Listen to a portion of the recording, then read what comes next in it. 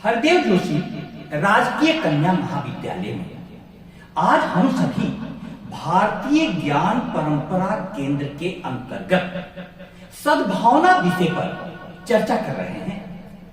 प्रिय विद्यार्थियों, आप सभी के जीवन के लिए यह जो शब्द सद्भावना है, यह बहुत ही काम का है। 20 अगस्त भारत रत्न स्वर्गीय श्री राजीव गांधी जी पूर्व प्रधानमंत्री का जन्म दिवस है, जो सद्भावना दिवस के रूप में मनाया जाता है। अभी 16 अगस्त को हम सभी ने भारत रत्न पूर्व प्रधानमंत्री स्वर्गीय अटल बिहारी वाजपेयी जी की पुण्यतिथि को मनाया। अब इन दोनों व्यक्तित्वों का जीवन सद्भावना का बहुत बड़ा उदाहरण है। सद्भावना का मतलब क्या होता है, आप समझने की कोशिश करो। आपको सरल शब्दों में मैं समझाता हूं। हमारे हृदय में परमात्मा ने कई भाव दे रखे हैं। ध्यान से देखोगे तो हमारे हृदय में परमात्मा ने क्रोध का भाव दे रखा है, तो दूसरी तरफ करुणा का भाव भी दे रखा है। प्रेम का भाव दे रखा है, तो दूसरी तरफ घृणा का भाव भी दे रखा है। लोभ का भाव उदित होता है, तो दान का भाव भी है। अर्थात हमारा हृदय कई प्रकार के भावों से भरा हुआ है। तो कुछ भाव जो है जिनको दुर्भावना कहा जाता है, और कुछ भाव जो है जिनको सद्भावना कहा जाता है। अब दुर्भावना कौन भाव है?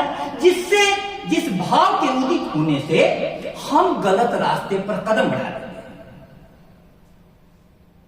उदाहरण के लिए, जैसे काम भावना का उदय हुआ, काम वासना का उदय हुआ, तो आजकल पेपर में आ रहा है कि पत्नी ने प्रेमी के साथ मिलकर पति को मारकर नीले ड्रम में रख दिया। आज भी पेपर में आया है। तो ये किस कारण से हुआ? यह हुआ है काम भाव के कारण। कभी आप देखोगे कि क्रोध में पति ने पत्नी की हत्या कर दी। हत्या किस कारण से हुई? क्रोध के कारण। क्रोध आया और आपने हत्या कर दी, हिंसा कर दी। इसी प्रकार से देखोगे कि कोई किसी की वस्तु चुरा लाया, अथवा अरबों खरबों रुपया किसी जगह घोटाला कर लिया, सड़क बनाने में या कहीं। यह किस कारण से हुआ? लोभ के कारण से, लोभ के कारण से। तो हमारे हृदय में कुछ भाव हैं जिनका प्रबल होने पर हमारे कदम गलत रास्ते पर चले जाएंगे। इसलिए संस्कृत के ऋषि कहते हैं, आप मेरे साथ बोलिएगा उन लाइनों को, तब मैं आपको समझा पाऊंगा। नास्ति काम समो व्याधि, नास्ति काम समो व्याधि। अर्थात काम के समान कोई व्याधि नहीं है। काम के समान कोई भी व्याधि नहीं। समझ में आ गई? नास्ति मोह समो रिपु, नास्ति मोह समो रिपु। अर्थात मोह के समान कोई शत्रु नहीं है। मोह के समान कोई शत्रु नहीं है। नास्ति क्रोध समो वहनी, नास्ति क्रोध समो वर्णी। अर्थात क्रोध के समान कोई आग नहीं है।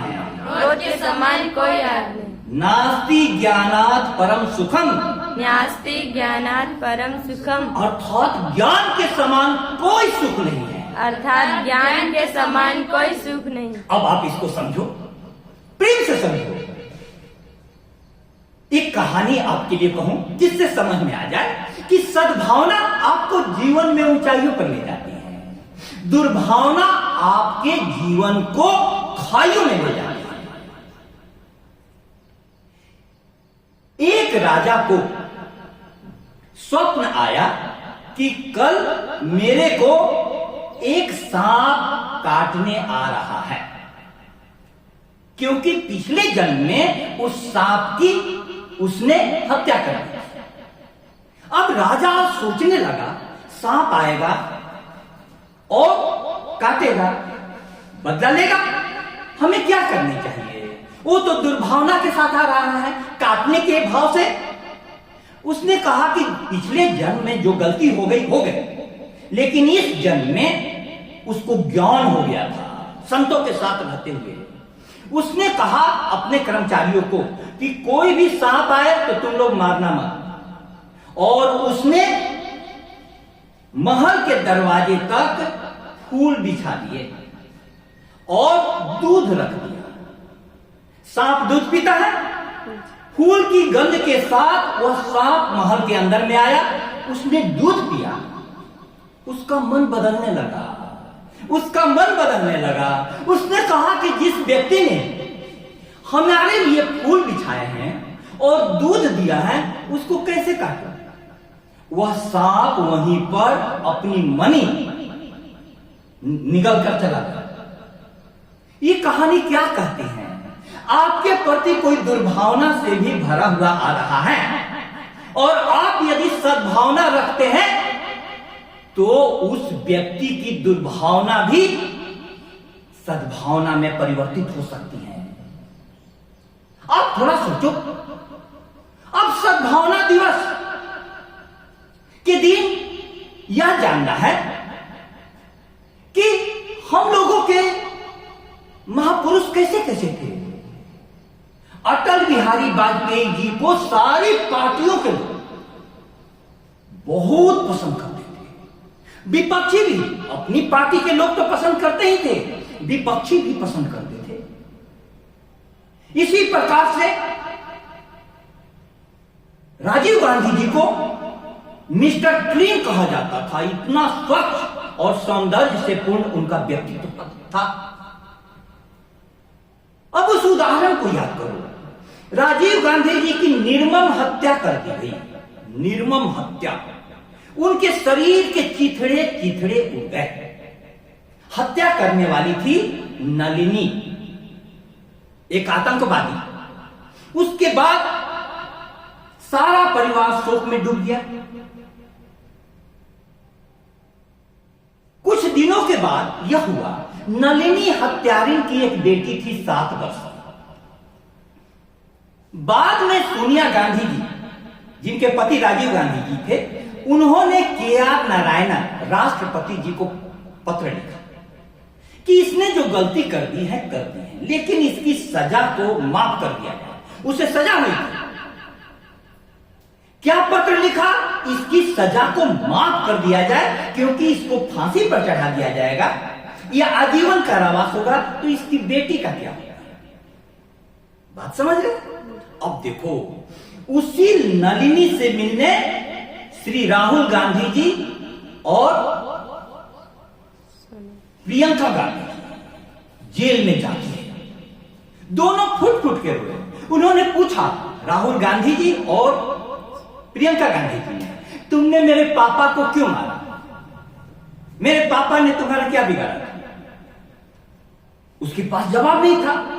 बाद में इन दोनों ने कहा कि हम लोग जानते हैं कि पापा को खोने का दर्द क्या है। आपकी बेटी है, इसको मां को खोने नहीं देंगे, हम लोग आपको माफ करते हैं। अब सोचो, इतना बड़ा दिल माफ करने का कहां से आया? सद्भावना के कारण। कहां से आया? सद्भावना के कारण। हाँ, आपका जीवन वैसा ही होगा जैसा आप भाव रखिएगा, भाव रखिएगा। तो महाविद्यालय में इतने अच्छे शिक्षक हैं, उनके पास आकर के आपके अंदर के जो बुरे भाव हैं वे दब जाएंगे और अच्छे भाव ऊपर हो जाएंगे। काम वासना का भाव ब्रह्मचर्य में बदल जाएगा,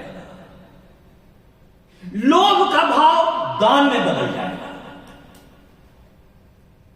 मोह का भाव त्याग में बदल जाएगा।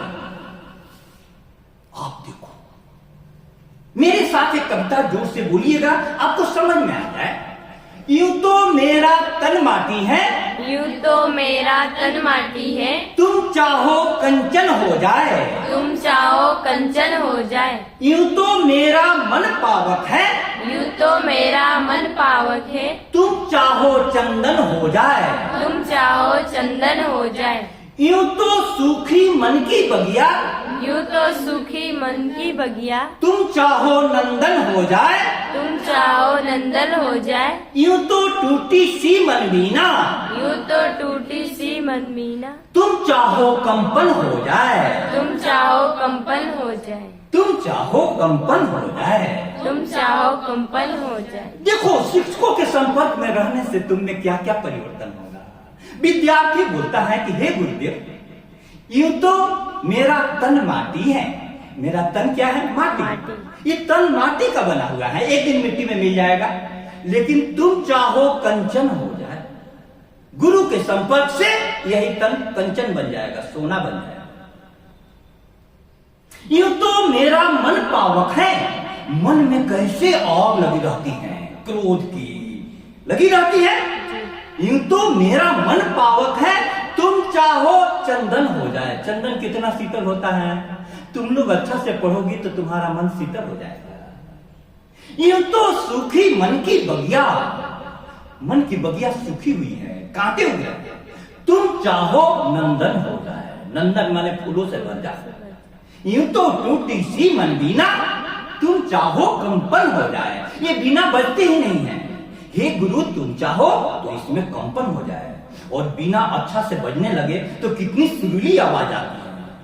अब सद्भावना हमारे जीवन में आए।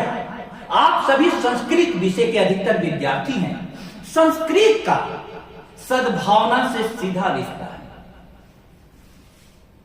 शब्दों को समझो। एक है शब्द प्राकृत।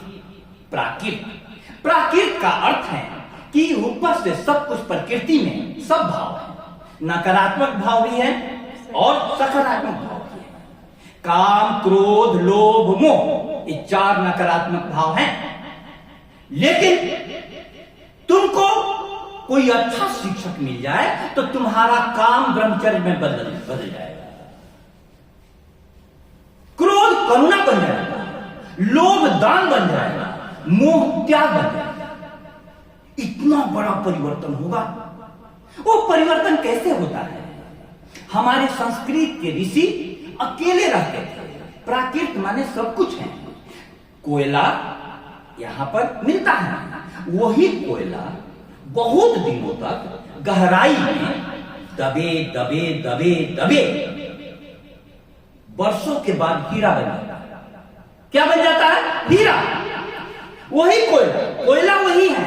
तुम्हारा जीवन कोयले के समान भले हो, लेकिन तुम यदि साधना करो तो तुम्हारा जीवन कैसा हो जाएगा? हीरा, हीरा, हीरा। सद्भावना इतना बड़ा परिवर्तन करता है। तो संस्कृत के ऋषियों ने संस्कृत सम्यक रूपेण कृत उसको तराशा। जीवन तुम्हारा है, जैसा का तैसा मिला हुआ है। इसको तराशने के लिए हम सभी कॉलेज में आते हैं। इसको तराशो, इसको ऊंचाइयों पर ले जाओ, इसके लिए जीवन है।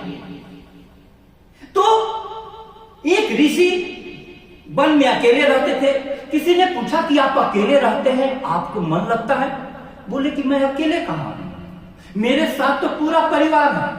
उस व्यक्ति ने कहा कि परिवार तो आपका दिखाई नहीं दे रहा, कहां है परिवार? उन्होंने संस्कृत का एक श्लोक कहा। वह श्लोक मैं कहता हूं, तुम भी बोलना मेरे साथ, तब तुमको समझ में आएगा।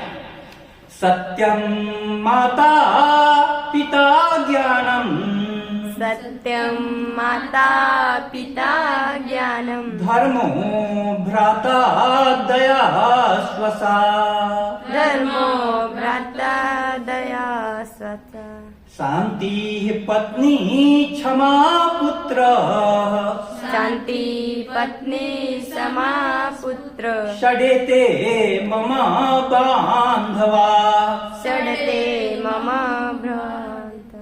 देखो, मैं इसका अर्थ बता देता हूं। उन्होंने कहा कि मैं अकेले कहां हूं। सत्य मेरी माता है, ज्ञान मेरा पिता है, धर्म मेरा भाई है, दया मेरी बहन है, शांति मेरी पत्नी है, क्षमा मेरा पुत्र है। ये हमारे परिवार के हैं।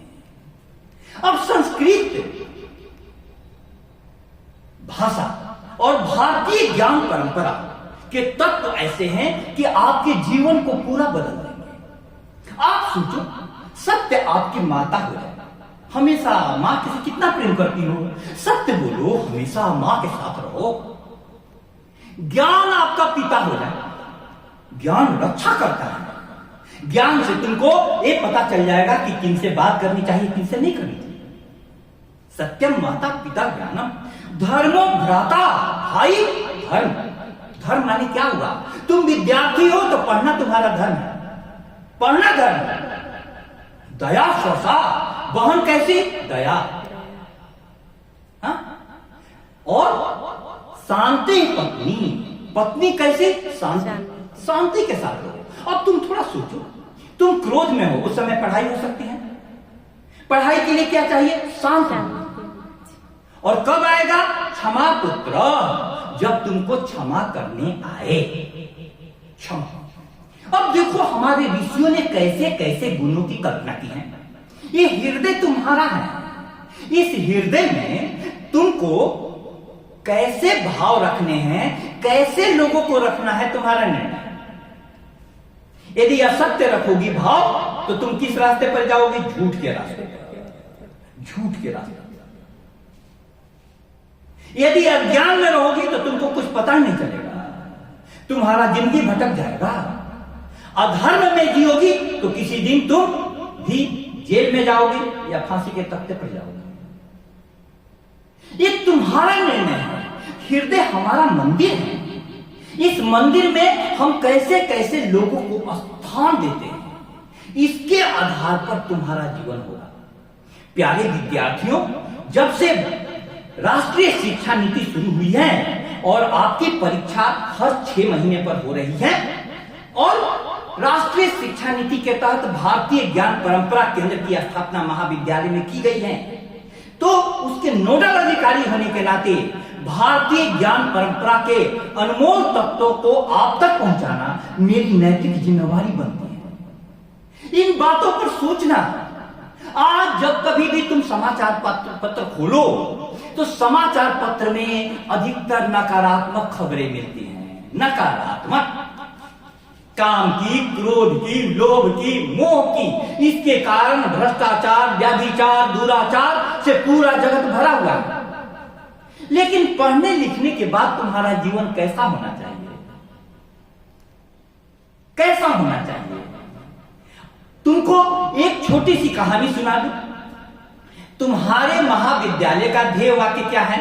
ध्येय वाक्य लिखा हुआ है हरिदेव जोशीराज। नहीं, उसके लिखा हुआ है विद्या ज्योति परम। मेरे साथ बोलो, विद्या विद्या ज्योति ज्योति परम। परम। विद्या रूपी ज्योति विद्या रूपी ज्योति सबसे परम है, सबसे परम, सबसे श्रेष्ठ है।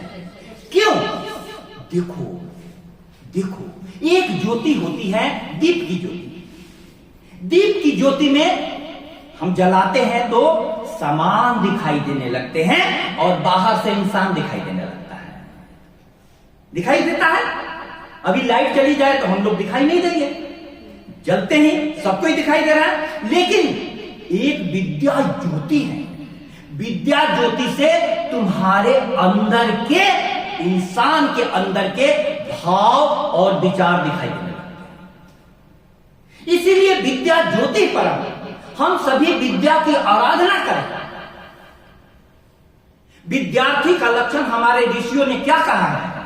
कामम क्रोधम तथा लोभम, काम क्रोधम तथा लोभम, स्वादु श्रृंगार कौतुके, साधु श्रृंगार कौतुके, अति निद्राम अति सेवे च, अति निद्राम अति श्रेष्ठ, विद्यार्थी ही अष्टवर्जयेत्।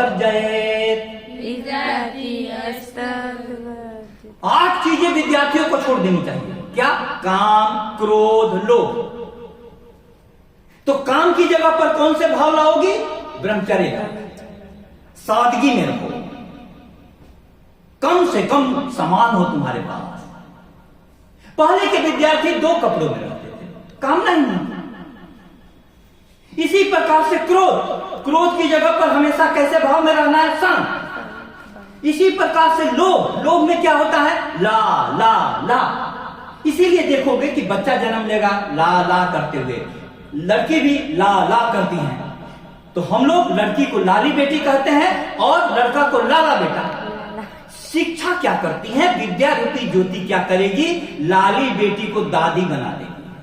दादी माने दो, और लाला बेटा को दादा बना देगा। दादा माने दो। इतना बड़ा परिवर्तन शिक्षा करती है।